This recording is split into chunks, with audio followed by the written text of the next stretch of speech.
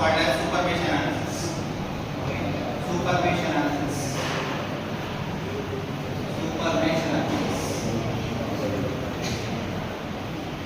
So before starting the supermesh analysis, so what exactly mean by a supermesh?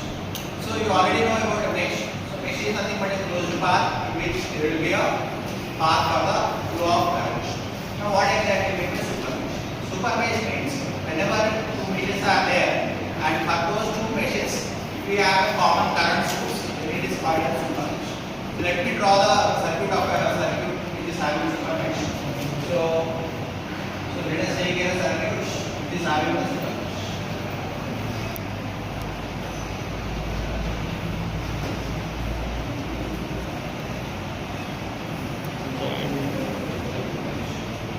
Now this is a circuit which is having the supermesh. Why I am calling it a supermesh means for the mesh 1 and 2 we have a current sources flow. So these two will form a supermesh. Now how to go for the supermesh analysis?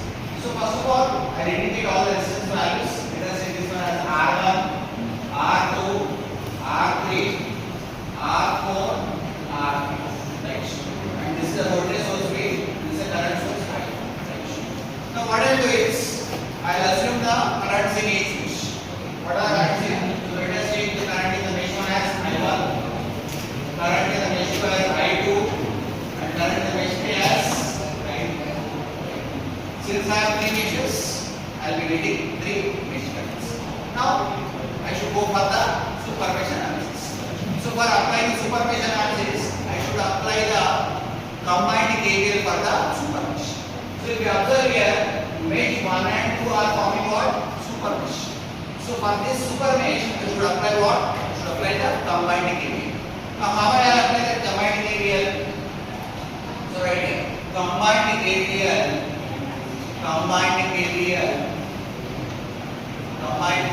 for supermesh.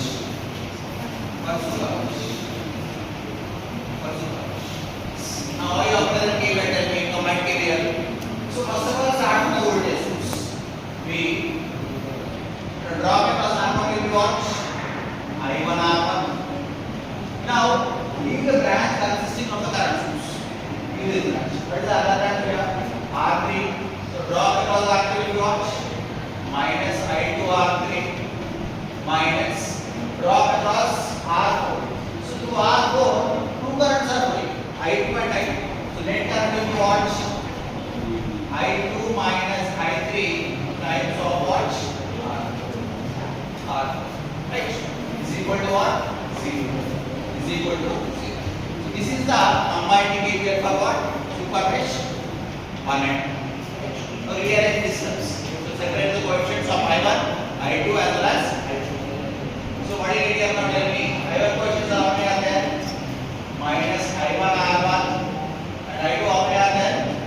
Minus I2 R3 minus I2 R4 plus I3 R4. So I set this field to this side. Become what? Minus. Right. So separate the coefficients. So here it will be what? Minus I1 R1. From this two I can take out what? Minus I2 as common. So R3 plus R4. Here it will be what? I3 R4 is equal to what? Minus. Right? So this is the equation number 1. Take it as equation number 1. So this is what? This is the combined KVL for what? Mesh 1 and 2. Now look at the third mesh. Third mesh is having only one current. Simply apply the Kirchhoff's voltage law for third mesh and KVL. Right? KVL for mesh 3. KVL for mesh 3. What is it here? Draw across R5. What is that one? Minus I3 R5. Draw across R4. So R again, two currents are flowing. One because of S3 I3, other because of H2 I2. So net current will be what? I3 minus I2. So here I write it as minus R4 into I3 minus I2 equal to 0. Again, rearrange according to the I2 and I3. We will make it what? I2 R4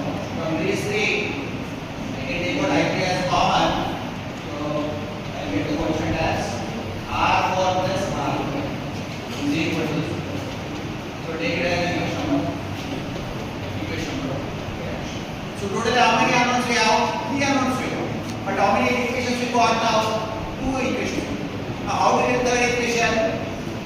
How to get third equation means write the KCL for I. Okay. So write on the KCL for current source. KCL for current source I. Current source I. Current source. What do you get there? So current source is common to what? Current source is common to mesh 1 and 2. So net current to the current source will be difference of currents. Therefore, it will be what? I1 minus I2 is equal to what? Right. This is the Taylor's equation. Now what happened now here? So totally we have 3 unknowns are there. I got 3 equations. By solving those 3 equations, I will get the values of I1, I2. This is what we call it as a. So let me write the matrix form. So from the first equation, what are the coefficients of I1? First equation, coefficient of I1 is what? Minus R1. Coefficient of I2 is what? Minus of R3 plus R4. Coefficient of I3 will be R4. Second equation. Second equation, I1 is not there, 0. Coefficient of I2 is what? R4. And coefficient of I3 is minus of R4 plus R5. Similarly, third equation. So I1 coefficient is 1. I2 coefficient is minus 1. Here it is 0. Multiplied by I1, I2 and I3. What are the RHS part we have? The first equation, the RHS part is how much here? Minus V, 0 and I. Minus V, 0 and I. So, what I have done is, I have written the matrix form of the 3 equations. So, by using the Cramer's method or matrix inversion method, any other matrix method, you can solve the equations. This is what we call it as a super mesh analysis. This is how, whenever we are given a super mesh, that means whenever we have a current source common to 2 meshes, those 2 meshes will form a super mesh. In that case, you should go by this procedure to solve the current terms. So next I will go for the super node analysis. Super node analysis. Super mesh means whenever we have a current source common to 2 meshes, those 2 meshes will form a super mesh. Now what is meant by super? What is meant by super? So whenever we find that a voltage source is there between 2 nodes, whenever a voltage source is there between 2 nodes, those 2 nodes will form a super node. So whenever we are having a super node, we should go by the super node analysis. So how to apply the super node analysis? There are the frequency, right? So now let us take a circuit here. So this is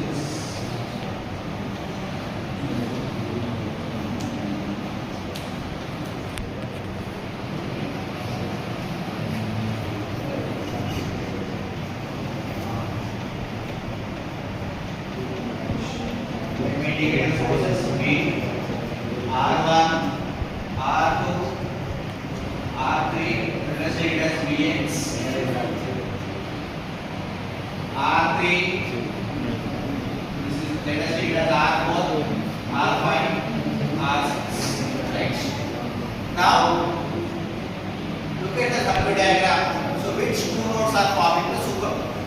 So if you carefully observe, so let me indicate the nodes here. Node 1 and node 2, right? To the other nodes. So if you observe here, nodes 1 and 2 are forming what? Super. Right? Nodes 1 and 2 are forming the super. Now, so go for the super node analysis.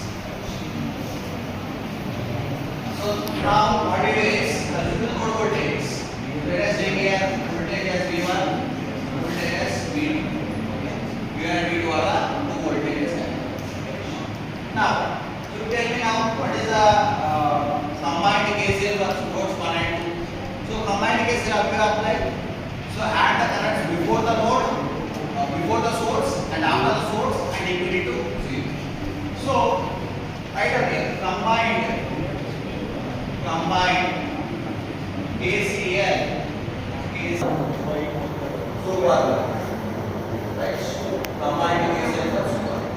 Now tell me now, what are the current before the source?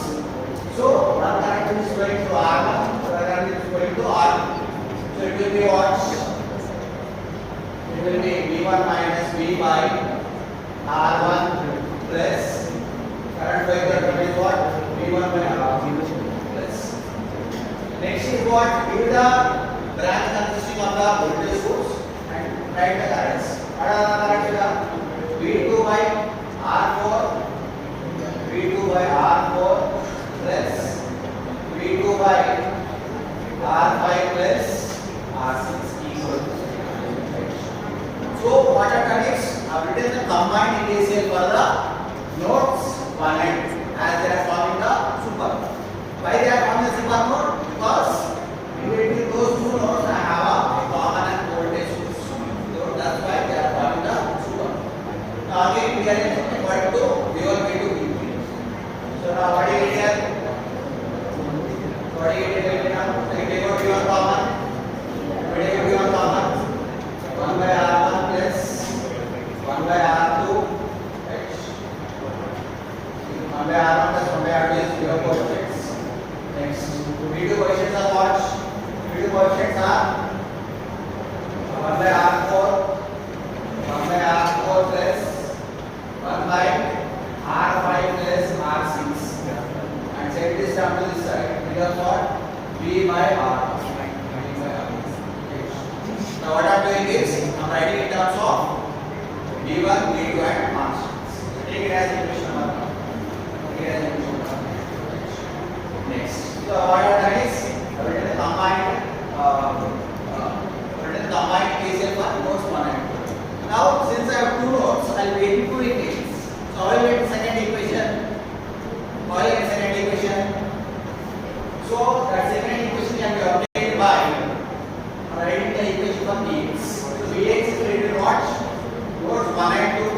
Therefore, so if I write the equation for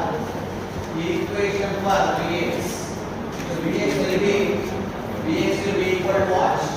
It is between V1 and V2.